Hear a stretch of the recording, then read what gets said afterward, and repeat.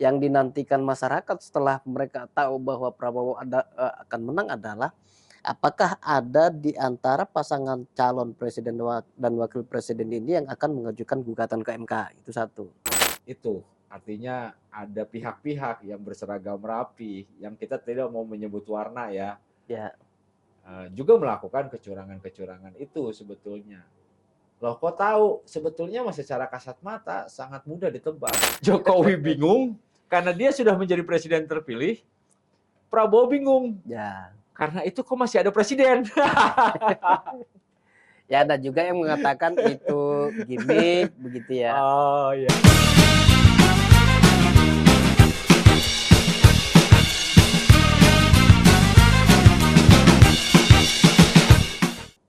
Selamat untuk Prabowo dan Gibran yang sudah terpilih menjadi presiden dan wakil presiden 2004-2029.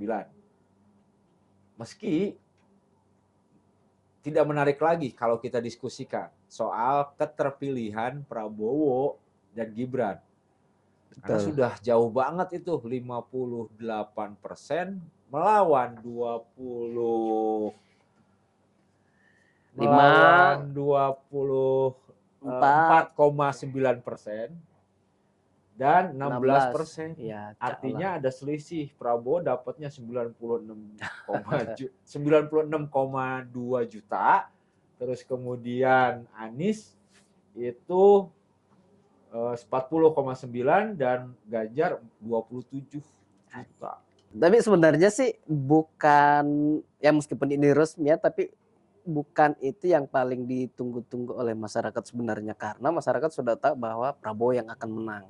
Yang dinantikan masyarakat setelah mereka tahu bahwa Prabowo akan menang adalah, apakah ada di antara pasangan calon presiden dan wakil presiden ini yang akan mengajukan gugatan ke MK, itu satu. Yang kedua, siapa figur yang akan menjadi kabinet Prabowo Gibran. Nah, itu yang paling ditunggu-tunggu tuh. Nah, jadi sebenarnya pengumuman kemarin itu hanya simbolis menurut saya, karena sebelumnya kita udah tahu bahwa Prabowo akan menang. Nah, tinggal itu tadi, siapa nih di antara Anies Baswedan atau Ganjar Pranowo yang akan mengajukan gugatan ke MK. Sampai hari ini kan yang kita tahu bahwa yang akan mengajukan, sudah mendaftarkan gugatan ke MK adalah Anies Baswedan. Bahkan dia timnya Anies Baswedan mengklaim akan mengerahkan 1.000 pengacara. Ya. Yang diketawakan sama Yusril. Betul. Ruangannya mana cukup katanya. Nah, itu. Bikin yang logis menjadi tidak logis gitu ya. Nah, tapi di kubu Anies sendiri kan ya sudah kelihatan pecah tuh sebenarnya, karena kan Nasdem sendiri sama PKS yang notabene sebagai partai pengusung itu sudah menyatakan menerima hasil pemilu 2024. Nah, kalau yang partai pengusung ini sudah menerima, artinya sama saja bahwa partai pengusung itu tidak akan mempermasalahkan hasil pemilu 2024. Jadi kalaupun kemudian Anies maju ke MK mendaftarkan gugatan, ya mungkin itu hanya sebagai apa namanya,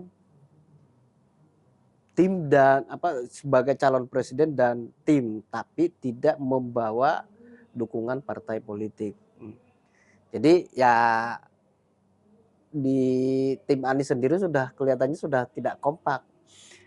Nah, kemudian memang muncul isu bahwa Partai Nasdem sengaja dibenamkan gitu, karena ketika ada wacana Anies akan mendaftar gugatan ke MK, bendahara Nasdem dicolek-colek sama apa namanya, penegak hukum gitu ya, sampai Oh iya. akhirnya ya begitulah informasi yang itu yang muncul gitu ya. Nah, ada yang menyatakan bahwa karena colekan itulah yang membuat Surya Paloh jadi tidak sekeras dulu lagi gitu. Padahal ya sebenarnya kalau kita lihat kan sejak awal Surya Paloh sendiri sebagai apa namanya, tokoh Nasdem, pendiri Nasdem yang juga simbolnya Nasdem, sejak awal ketika tahu bahwa Prabowo menang di pemilu, dia udah langsung menemui Jokowi kan. Nah, itu menandakan bahwa sebenarnya dari awal Surya Paloh sudah mengakui kekalahan di Pilpres 2024 ini. Tapi kan namanya politik ya tidak akan ramai kalau tidak ada isu-isu apa bersayap, tidak akan ramai kalau tidak ada isu-isu liar yang kontroversial gitu. Nah, makanya Burhanuddin Muhtadi, bosnya Indikator, sampai menyatakan jika Anies itu sebetulnya sudah tahu cara kerja quick count. Kenapa cara kerja quick count? Karena dulu Anies itu adalah bosnya Burhanuddin Muhtadi. Oh, Itu pertama kan. jadi sebenarnya ya tidak menafikan hasil quick count itu, Ya. dan harusnya dia terima gitu ya. Menerima itu, kekalahan itu. Mana mungkin seorang Anies tidak paham cara kerja quick count kan? Iya, dia orang akademisi. Dia orang akademisi gitu kan. Tetapi itu untuk menjaga perasaan rakyat, Pemilihnya supaya gitu pemilihnya. Ya. Menjaga perasaan pemilihnya agar jangan terlalu mudah menyerah gitu kan. Ayo lanjutkan perjuangan, perubahan dan sebagainya. Ya, itu memang harus dilakukan bagi seorang Amin. Nah, cuman menjadi persoalan berikutnya adalah narasi-narasi yang banyak muncul dari narasi-narasi yang banyak muncul soal kecurangan. Ya. Nah, narasi-narasi kecurangan itu gimana tuh ya kira-kira? Agak bingung saya. Satu dari siapakah dari 12 partai ya? 14. 18. Dari 18 partai, siapakah partai yang tidak melakukan kecurangan? Ya mungkin yang partai yang tidak ada suaranya. Kalau ada partai yang tidak ada suaranya, mungkin partai itulah yang tidak melakukan kecurangan. Identifikasi pertamanya kayak gitu. Betul. Gitu kan. Terus kedua, karena ya kita tahu sendiri kan, kita udah sering kali bahas bahwa pemilu kali ini adalah pemilu yang paling barbar, brutal. Ada suara, ada cuan gitu.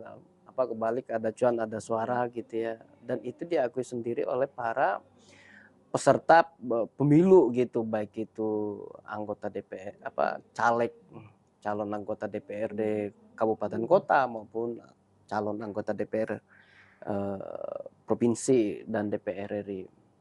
Nah, mereka terang-terangan tuh bahwa ya sekarang masyarakat begitu pragmatis, tidak ada cuan ya tidak ada suara kata mereka. Jadi ya benar kalau kemudian pernyataan itu tadi, siapakah di antara 18 partai yang tidak melakukan kecurangan? Karena money politik itu sebenarnya bagian dari sebuah kecurangan. Nah, kalau misalkan ada di antara 18 partai itu yang tidak ada suaranya, ya itulah yang tidak melakukan kecurangan menurut saya. Itu bukan mereka sedang tidak berupaya juga, tidak bekerja juga. Iya. Kampanye enggak, betul. Terus melakukan kecurangan tidak. Terus ngapain ya gitu? Nyesak-nyesakin ini aja duit negara dengan tetesan tinta yang ada di surat suara. Ya, gitulah kira-kira. Terus kok apa lagi nih kita? Indikasi kecurangan. Nah, ini bansos. Nah, terus bawah. Udah tadi kecurangan, udah ya. Kemenangan Prabowo, Gibran, efek Jokowi. Oke, cok.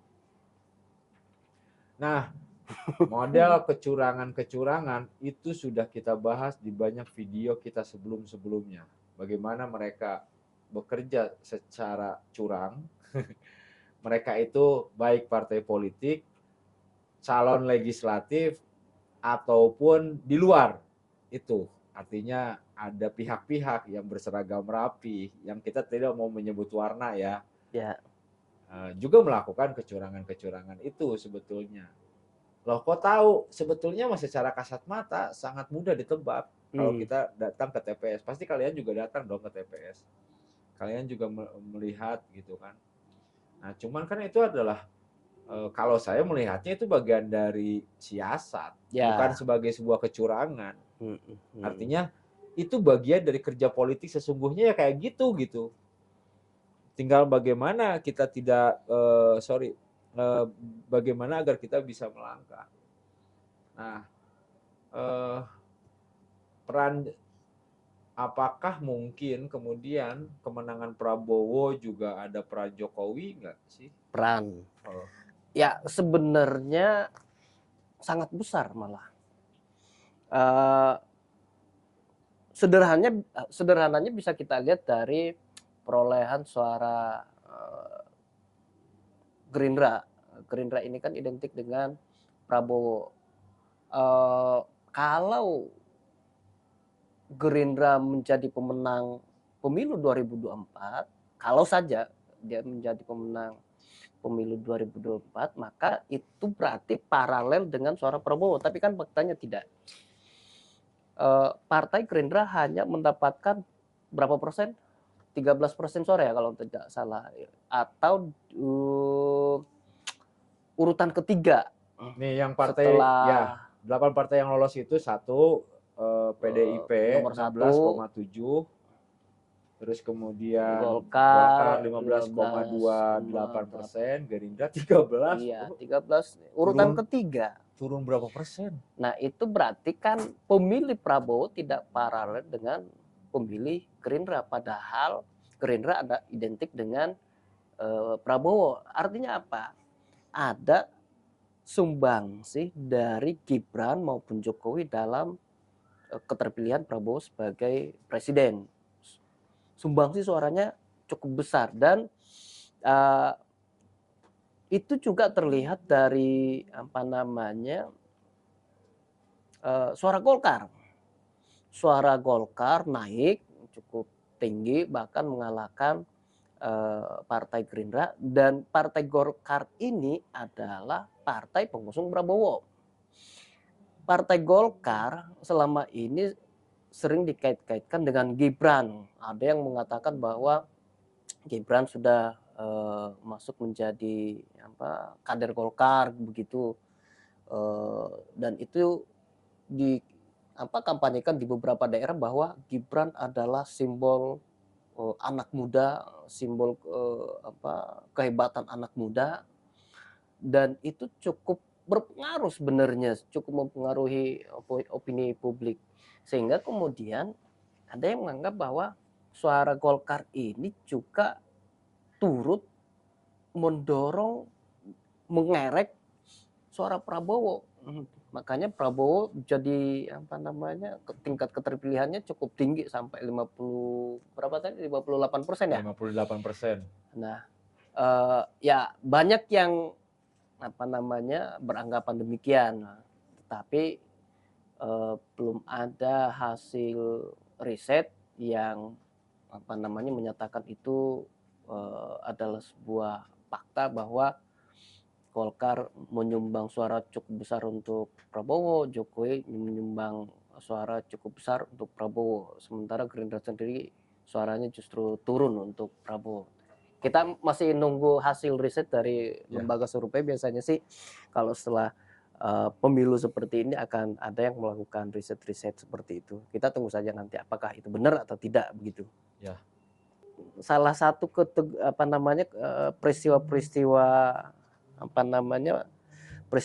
peristiwa yang menegangkan sekaligus menggelikan sebenarnya adalah ketika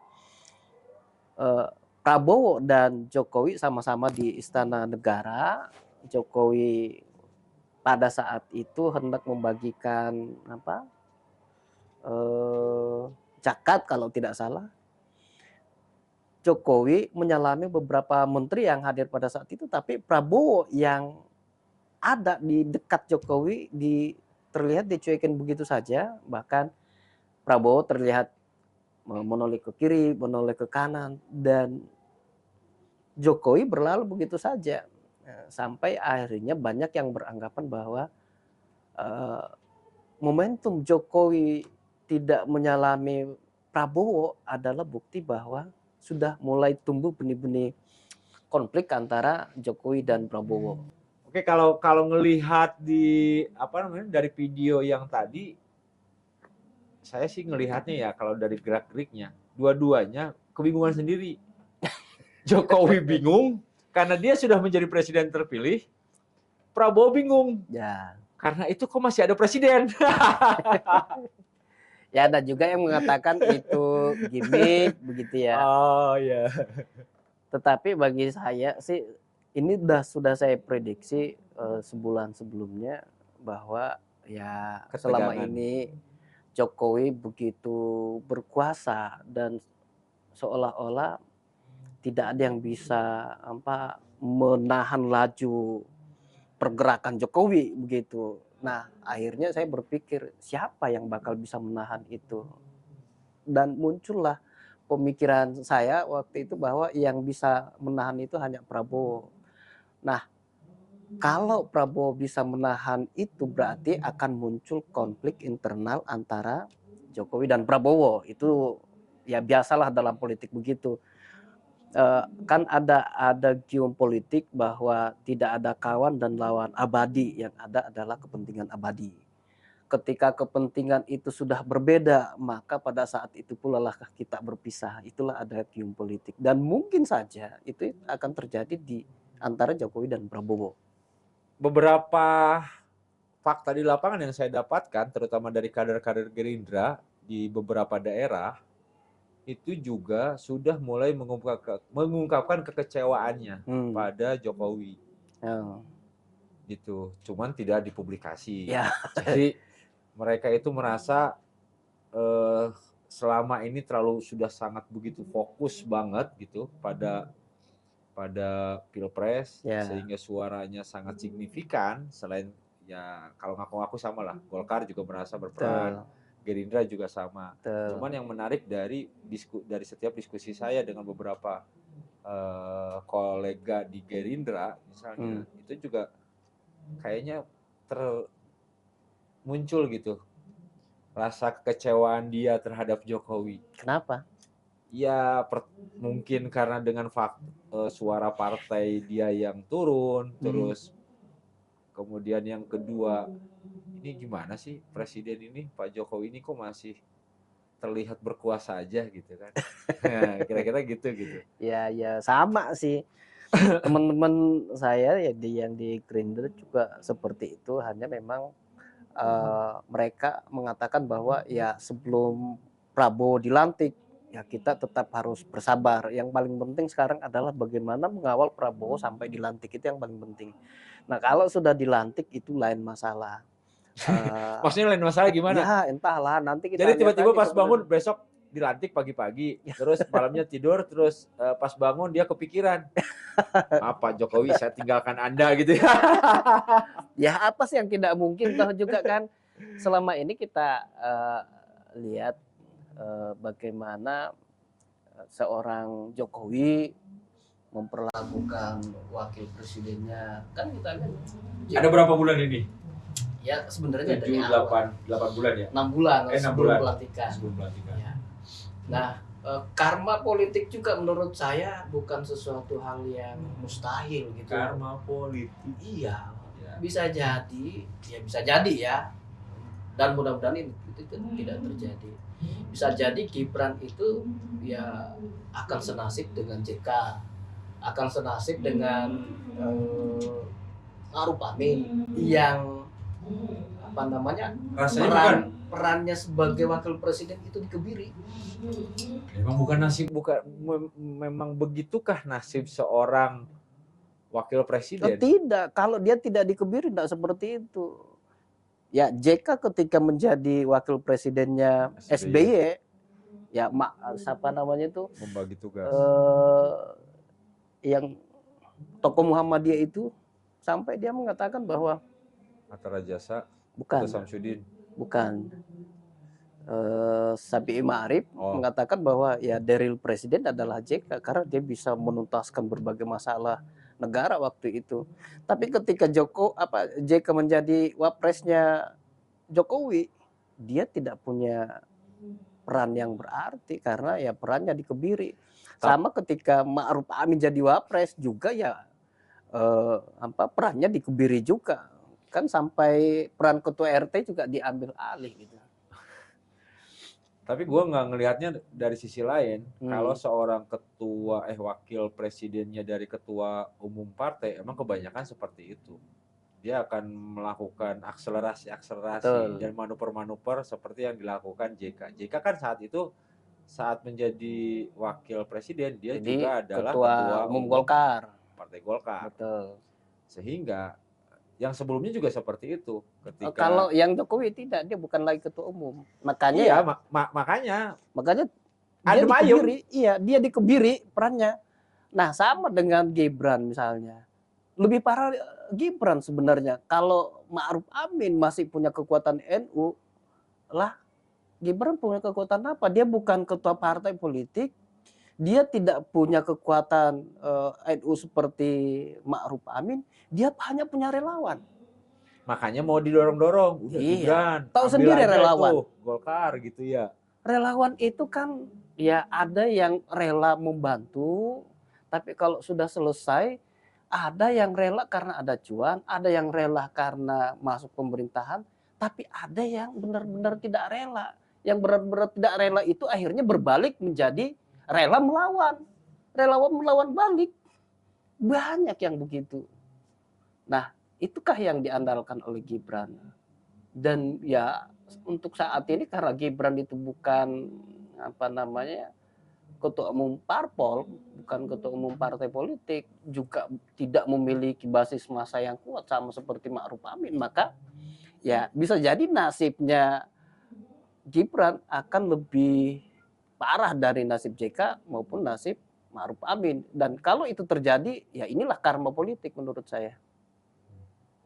Kita lihat apakah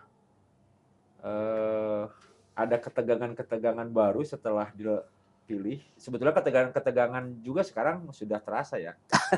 Ya bukan udah nampak lah, cuman ya betul mencoba sama-sama semuanya menahan diri. Ya. Toh sudah terpilih, sebentar lagi mau jadi presiden. Kalaupun tarik-tarikan, gosok-gosokan soal kursi menteri. Menteri itu udah pasti itu. Itu sudah pasti. Pasti. Golkar yang nih Prabowo bukti bahwa kami bekerja untuk Anda, suara partai kami menang, suara Anda juga tinggi. Itu kami bekerja gitu kan.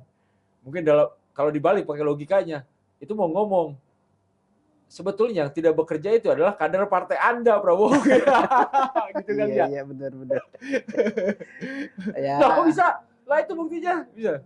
Perolehan suaranya turun. Drama ini mah imajinasi kita nih, dialog imajiner kita gitu. Ya, betul. Tapi kan kalau klaim-klaim Golkar sudah menyatakan bahwa ini adalah kerja keras Golkar, sehingga wajar dong Golkar juga kalau bisa dapat lebih dari 5 kursi mah. Iya, ya minimal 3 lah begitu. Sudah pasti, nggak mungkin 3 mah. Ya minimal 3. Jadi kalau minimal 3 kan bisa 10. Gitu ya. Bisa 5, bisa 7. Ya nanti akan banyak ketegangan yang terjadi pada saat menjelang pelantikan presiden, karena kan sebelum pelantikan presiden pasti sudah ada pembicaraan tentang siapa saja yang akan mengisi kabinet Prabowo Gibran. Ya. Demikian obrolan kita pada episode kali ini di ruangan yang berbeda, yang sebenarnya kita juga tidak nyaman. Karena tidak ngerokok. Baik, terima kasih. Sampai jumpa. Saya Fatur Rahman. Dan saya Ridwan. Bye. Bye. Bye.